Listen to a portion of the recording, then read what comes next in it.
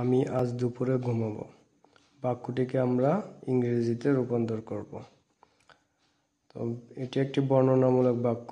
বর্ণনামূলক বাক্যের ক্ষেত্রে সাধারণত structure subject plus verb plus object. এখানে ঘুমাবো এখনো আসেনি, তার মানে এটি ফিউচার টেন্স। তো এখানে সাবজেক্ট আই, ভার্ব ঘুমাবো। ভার্বের আগে যেহেতু এটি ফিউচার ইনডিফিনিট, তো এখানে একটা অক্সিলিয়ারি ভার্ব যোগ করতে হবে। আইয়ের সাথে শ্যাল বা উইল যে কোনো একটি ব্যবহার করলেই হবে। তো এখানে ঘুমাবো স্লিপ, স্লিপ।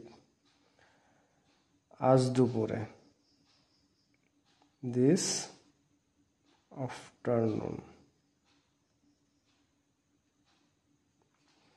দিস আফটারনুন দ্বারা দুপুর 12টা থেকে বিকেল 5টা পর্যন্ত বোঝানো হয়।